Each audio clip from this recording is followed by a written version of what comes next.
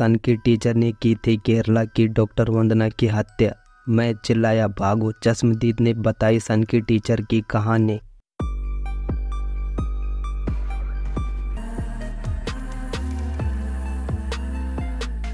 नमस्कार दोस्तों, स्वागत है आपका क्राइम की एक नई स्टोरी में, जिस स्टोरी को सुनकर आप हैरान हो जाओगे। डॉक्टर वंदना दास की हत्या ने केरल सहित पूरे देश को झंझोर कर रख दिया। इलाज करने आए एक टीचर ने बेरहमी से डॉक्टर को मौत के घाट उतार दिया। इतना ही नहीं, सनकी ने पुलिसकर्मियों पर भी हमला किया। तो दोस्तों, अगर अभी तक आपने हमारे चैनल को सब्सक्राइब नहीं किया है तो कर लीजिए, क्योंकि आपका एक लाइक और एक सब्सक्राइब हमें काफ़ी हौसला देता है और ऐसी नई नई स्टोरी बनाने में मोटिवेशन मिलता है। तो दोस्तों, चैनल को सब्सक्राइब जरूर करें प्लीज़। आइए जानते हैं डॉक्टर वंदना दास की कहानी को। केरल में डॉक्टर वंदना दास की बेरहमी से हत्या कर दी गई थी। केरल में हुई डॉक्टर की हत्या ने पूरे देश को झंझोर कर रख दिया। 25 साल की डॉक्टर वंदना दास की एक स्कूल टीचर ने चाकू मारकर हत्या कर दी। आरोपी संदीप को पुलिस कोटरकक्कर इलाके के एक तालुका अस्पताल में इलाज के लिए लाई थी। इस घटना की क्रूरता ने सभी को झंझोर कर रख दिया। आरोपी ने पुलिसकर्मी सहित 4 अन्य लोगों पर अस्पताल में कैंची से हमला कर दिया। अब इस पूरी घटना के चश्मदीद गवाह एम्बुलेंस चालक राजेश ने मीडिया के सामने उस भयानक रात की घटना का खुलासा किया है। राजेश ने कहा, कैजुअल्टी वार्ड के अंदर हो रहे हंगामों की वजह से रात करीब 2 बजे मेरी नींद खुल गई थी। मैंने देखा कि होमगार्ड पर हमला किया जा रहा है। राजेश ने बताया, होमगार्ड को एक कुर्सी पर धकेला गया और सिर और गर्दन पर बार बार मुक्का मारा गया। जब मैंने संदीप को पीछे खींचा तो उसने मेरे बाएं हाथ पर मुक्का मारा। फिर मुझे समझ में आया कि वह लोगों को गुस्सा नहीं मार रहा था, बल्कि कैंची से वार कर रहा था। राजेश ने बताया, नुकीले औजार उसकी मुड़ी हुई मुट्ठी में छिपा हुआ था। उसने अपने अंगूठे को कैंची में फंसा कर रखा था ताकि वह फिसल कर गिर ना जाए।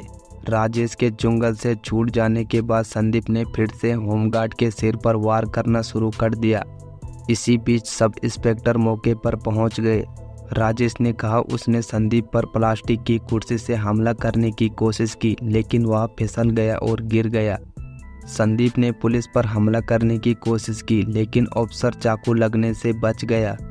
राजेश ने मनोरमा को बताया, संदीप के अगले शिकार थे एएसआई मणिलाल। उसने मणिलाल पर इसलिए हमला किया क्योंकि वह अपने सीनियर को बचाने की कोशिश कर रहा था।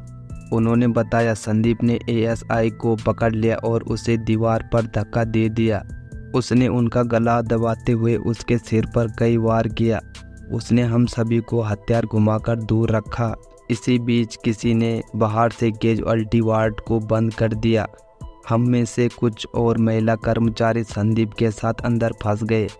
कैसे हुई डॉक्टर वंदना की हत्या? मलयालम डेली की रिपोर्ट के अनुसार संदीप अशब्द कहते हुए वार्ड में घूमने लगा। बाद में वह लिफ्ट के पास कुर्सी में आकर बैठ गया। तभी ड्यूटी पर मौजूद डॉक्टर वंदना और पूर्णिमा चीख पुकार सुनकर बाहर आए। फिर राजेश ने लगभग सभी महिला कर्मचारी को ड्यूटी नर्स ऑफिस के अंदर बंद कर दिया। डॉक्टर पूर्णिमा ने कैजुअल्टी डॉक्टर के चैम्बर में छुपकर खुद को बचाया, लेकिन डॉक्टर वंदना संदीप को देखकर दंग रह गई। चश्मदीद ने कहा, मैंने डॉक्टर को भागने के लिए चिल्लाया और कुछ को नर्स होम में बंद कर दिया। कुछ देर बाद बाहर निकला तो जमीन पर घूंसे मारने जैसी आवाज़ आई और किसी को दर्द से चिल्लाते हुए सुना। जब मैं बाहर गया तो देखा कि रूम में डॉक्टर जमीन पर थी और आरोपी उनके सिर के ऊपर वार कर रहा था। राजेश ने कहा, डॉक्टर शिबन कहीं से भागे और डॉक्टर वंदना को पैरों से खींचकर हमलावर से दूर करने की कोशिश की। इसी दौरान संदीप के हाथों से हथियार गिर गया। फिर उन्होंने अपने घायल सहयोगी को उठाया और एक्सरे रूम से बाहर निकले। तभी कहीं से आरोपी संजय ने कैंची ढूंढ ली और डॉक्टर वंदना की पीठ पे फिर वार कर दिया और फिर डॉक्टर वंदना की पीठ पर वार कर दिया। भयानक घटना को याद करते हुए राजेश ने कहा, संदीप ने खून से सनी कैंची को धोकर फर्श पर फेंक दिया था। जल्दी और पुलिसकर्मी भी आ गए। फिर पहले हमने उसके हाथ तौलिया से बांध दिए और फिर उसे हथकड़ी पहना दी गई और पुलिस उसे गिरफ्तार कर लेती है और आगे की कार्रवाई शुरू कर देती है। तो दोस्तों, अगर आपने यहाँ तक वीडियो देखा है तो वीडियो को लाइक और चैनल को सब्सक्राइब करना ना भूलें। अपनी राय कमेंट में ज़रूर दें। तो दोस्तों, मैं मिलता हूँ आपको एक नई क्राइम की स्टोरी के साथ। तब तक के लिए अपना ख्याल रखें और सतर्क रहें। जय हिंद, जय भारत।